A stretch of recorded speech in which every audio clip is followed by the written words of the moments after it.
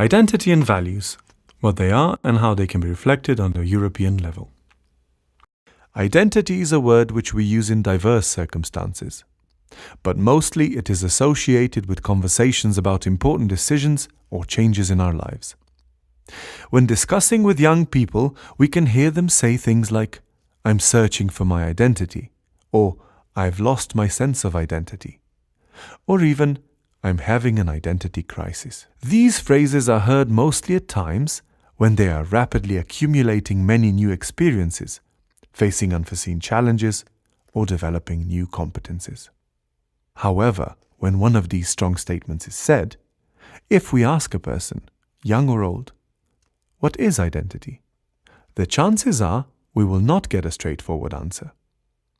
Identity is often acknowledged as being something important to a person, something that shapes who they are, what they think and believe, how they act, and what kind of decisions they make, and as well, something that changes over time and in particular circumstances. Indeed, it is hard to define what identity contains. But let's try to get a clearer understanding of what is behind the concept and how we can use it to better understand the forming of young people's European identity. What is identity? The first place to look for the meaning of identity is in the word itself. It implies something or someone to identify with or have a certain feeling of belonging towards. The simplest way to understand the concept is in seeing how we identify with certain other people or groups. Let's imagine a very diverse group of young people who have never met before, attending an international youth exchange made up of many different European countries. How will they connect and interact? At first, they will probably spend the majority of their time with other young people from the same town or country, since a local or national sense of belonging often plays an important role for many, especially if they're abroad or among foreigners for the first time. These young people might come from the same organization or even go to school together, making the ties even stronger.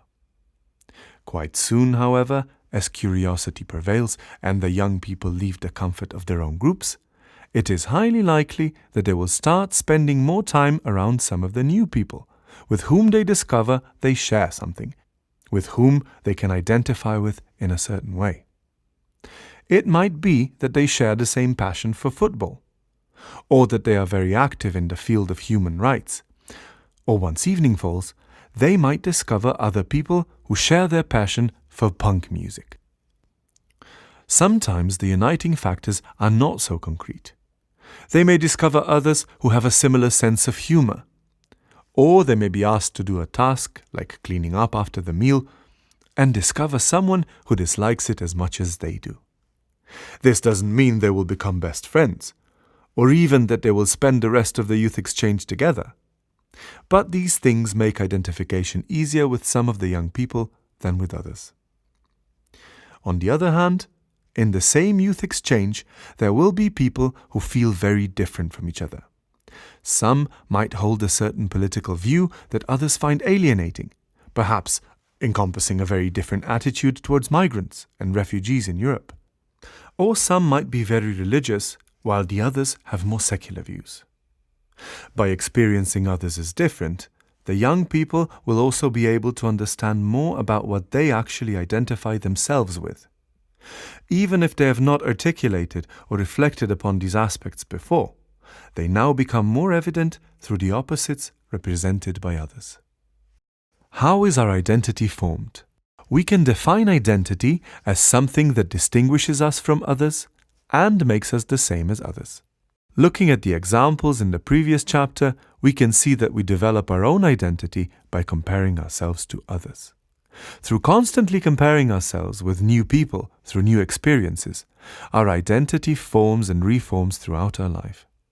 Certain experiences, such as the first international youth exchange in a young person's life, can provide space for wider comparison than before, and therefore accelerate the development of our identity, either by changing it or consolidating what was there before.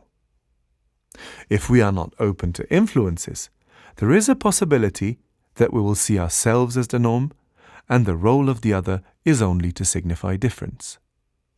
As a result, we would not only fail to recognize many characteristics and qualities in others, but we would also prevent our own identity from developing. Let's put this in the European context for a moment. In order to start developing a European identity, we need to recognize shared characteristics with others who also consider themselves to be European. But it is also evident that what we understand as European encompasses multiple cultural, political, religious, ethnic, and many more perspectives that contribute to identification. To what extent do we need to relate to these perspectives in order to feel we belong? Are they mutually exclusive, or can they each represent a part of Europe from their own viewpoint? What is specific when we talk about Europe is that embracing diversity itself is often considered particularly European. In other words, acknowledging, accepting, and respecting different values, views, beliefs, and behaviors can as well unite people under the common umbrella of the European identity. Layers of identity. How do we deal with such complexity?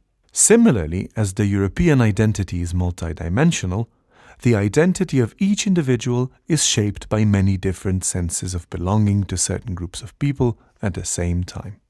For example, one young person in a youth exchange might belong to the group of Ukrainian young people and to the group of people living in Germany, the group of white people, the group of heterosexuals, and to the group of musicians, to name a few. The young person will have made a conscious decision to belong to some of these aspects, for example, musicians, and at the same time they have no or limited choice over others, for example, their nationality. Therefore, the identity structure is of a layered nature. Arguably, having a fixed structure would not allow for flexibility or change. Identity could be described as something like a wall of layered bricks, or a layered cake, or our planet Earth, or an onion. The layers of identity do not just symbolize its complexity, they also imply a hierarchy. Each layer has a different level of importance to our identity, though that level of importance does not necessarily imply or depend on how much we like or dislike that layer. The importance of a layer is through its influence on our values, beliefs, thoughts, behavior, and decisions.